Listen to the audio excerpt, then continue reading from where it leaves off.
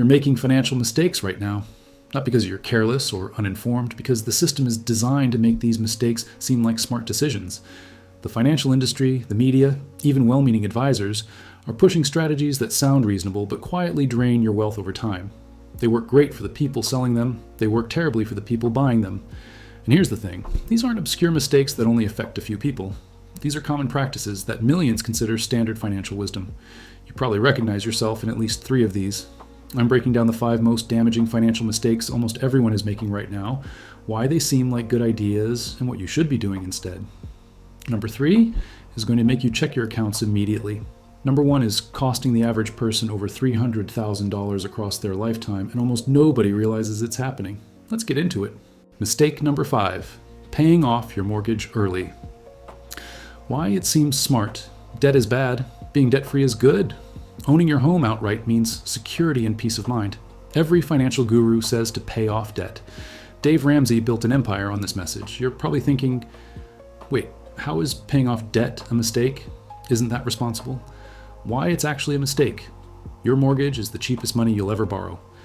If you'd locked in a rate between 2.5 to 4% over the past decade, you're borrowing money at below inflation. That means you're being paid to borrow. When you pay extra toward your mortgage, you're locking money into an illiquid asset that doesn't produce income.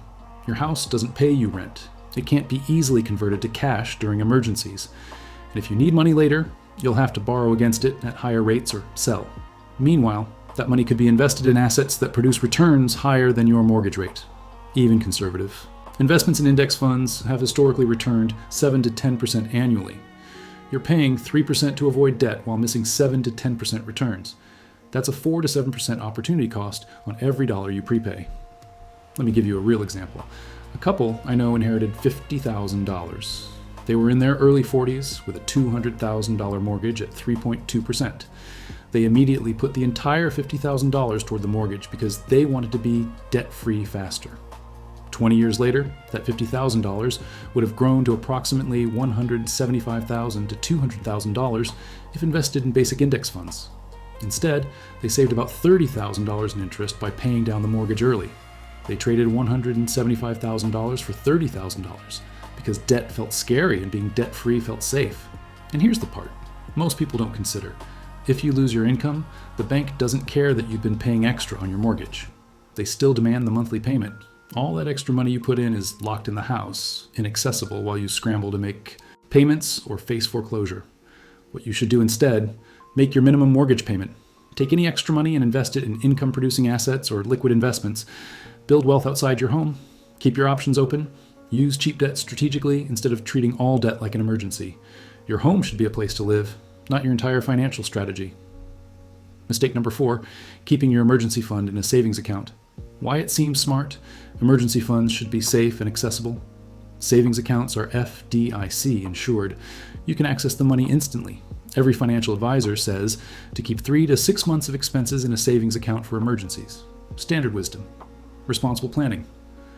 Why it's actually a mistake. Your emergency fund is losing purchasing power every single day. It sits in a savings account earning 0.5 to 1% interest, while inflation runs at 3 to 8%. Let's do the math. You keep $20,000 in a savings account. At 0.5% interest, you earn $100 per year. Meanwhile, inflation at 4% means that same $20,000 loses $800 in purchasing power annually. You're going backwards by $700 every year while thinking you're being safe. Over 10 years, that $20,000 emergency fund has lost roughly $7,000 in purchasing power while earning maybe $1,000 in interest. Your safe money costs you $6,000. And here's something nobody talks about. If you need your emergency fund during an actual emergency, there's a good chance it's because of a systemic problem affecting everyone. Bank runs, currency controls, system failures. Your accessible savings account might not be accessible when you actually need it. Now, I know what you're thinking, but I need that money to be safe and available. I get it. What you should do instead, keep 1 month of expenses in a regular savings account for immediate access. Keep the other 2 to 5 months in short-term treasury bills or money market funds that actually pay meaningful interest. Currently, 4 to 5% instead of 0.5%. You can access this money in 1 to 3 days, which is fast enough for almost any real emergency, and you're earning real returns instead of guaranteed losses. Better yet, build redundancy. Keep cash at home for immediate emergencies. Keep some funds in easily liquidated assets like precious metals. Diversify your emergency preparedness instead of concentrating everything in a bank account earning nothing. Your emergency fund should preserve purchasing power, not erode it.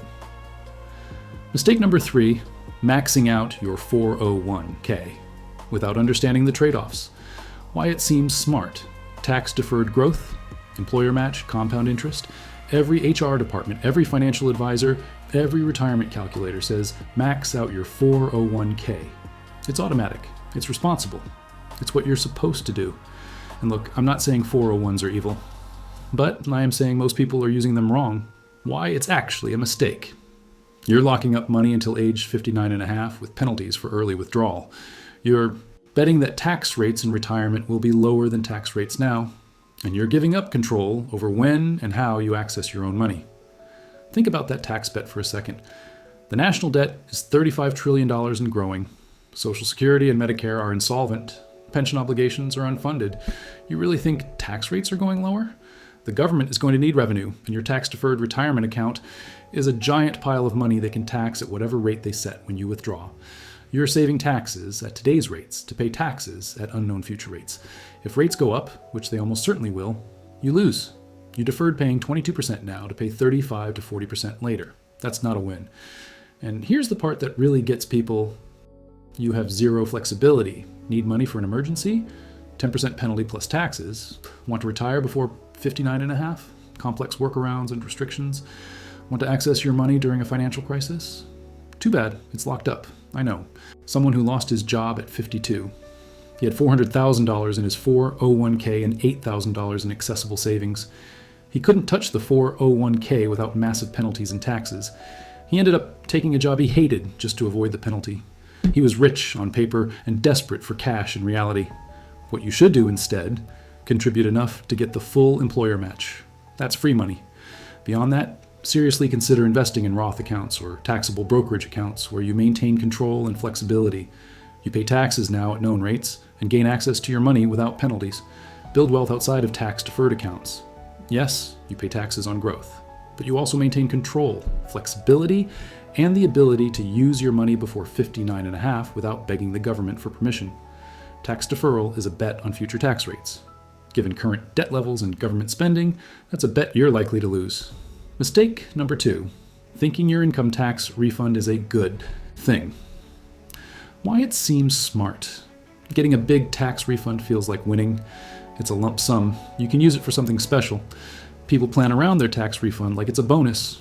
Every year, millions of people celebrate getting $2,000 to $5,000 back from the IRS, like they just got free money.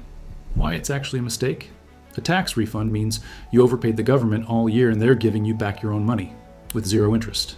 You gave the government an interest-free loan for 12 months while you could have been using that money, investing it, or earning interest on it. Let's say you get a $3,000 refund. That means you overpaid by about $250 per month. If you had that $250 per month available throughout the year and invested it at even 5% returns, you'd have about $3,075 instead of $3,000. Not huge, but that's on top of having access to your own money all year instead of waiting for the government to give it back. But here's the real problem. The refund is money you already earned. It's not a windfall. It's not a bonus. It's your paycheck that you let the government hold hostage for a year. You're celebrating getting back what was already yours. And for a lot of people, that mindset creates terrible financial habits. They struggle all year, run up credit card debt, skip bills, and then breathe a sigh of relief when the tax refund comes. They're paying 18 to 25% interest on credit card debt while giving the government a 0% loan. Think about how backwards that is. What you should do instead. Adjust your W-4 withholding to break even or owe a small amount at tax time. Take that extra money in each paycheck and use it strategically. Pay down debt, invest it, build real savings. Stop giving the government interest-free loans while you pay interest to credit card companies. Your money should be working for you year-round, not sitting in a government account earning nothing while you go into debt waiting to get it back. Mistake number 1. Believing your house is your best investment. Why it seems smart. Real estate always goes up. You need a place to live anyway. Building equity is building wealth. Your parents' generation got rich on real estate. Everyone says rent is throwing money away. Homeownership is the American dream. It's stability. It's wealth building. It's what responsible adults do. And I'm not saying don't buy a house. I'm saying stop thinking your primary residence is an investment. Why? It's actually a massive mistake. Your house doesn't produce income. It costs you money every single month. Mortgage, property taxes, insurance, maintenance, utilities, repairs. All of that is money out, zero money in. Real investments produce cash flow or dividends. Your house produces bills. Let me break down the real cost of homeownership that nobody calculates. You buy a $300,000 house with a 30-year mortgage at 4%. Over 30 years, you'll pay about $215,000 in interest. Add property taxes at $3,000 per year for 30 years, that's $90,000. Add homeowner's insurance at $1,500 per year, $45,000. Add maintenance at 1% of home value annually, $90,000. You paid $300,000 for the house. You paid $440,000 in interest, taxes, insurance, and maintenance. Your total cost is $740,000 for a house you bought for $300,000. Now, people say, but it appreciated. Let's say it doubled in value over 30 years to $600,000. You made $300,000 in appreciation, right? Wrong. You spent $740,000 total. You can sell it for $600,000. You're down $140,000, not up $300,000. And that's before calculating opportunity cost. If you'd rented for $1,500 per month and invested the difference between renting and owning, you'd likely have more wealth than the equity in your house. But here's what really makes this the number one mistake. People treat their home equity as their primary wealth building tool. They have $300,000 in home equity and $20,000 in retirement savings. They're house rich and actually poor. When you need money, you can't sell your kitchen. You can't liquidate a bedroom. You have to borrow against your equity, putting yourself in debt to access your own wealth, or sell the entire house and move. A woman I know worked her entire career and retired with her house paid off, worth about $400,000 and $50,000 in savings. She thought she was set. Then she needed expensive medical care. She couldn't afford it from savings. She couldn't sell half her house. She had to take out a reverse mortgage, essentially selling her house back to the bank slowly while still living there. She spent 30 years building equity and ended up with less financial security than if she'd been renting and investing the difference. What you should do instead, buy a house if you want stability and a place to live, but treat it as an expense, not an investment. Build your actual wealth in income-producing assets, rental properties, dividend stocks, businesses, anything that pays you instead of costing you. If you're going to invest in real estate, invest in properties you don't live in, properties that produce rental income, properties where someone else pays the mortgage, taxes, and maintenance while you build equity. Your primary residence is a lifestyle choice, not a wealth-building strategy.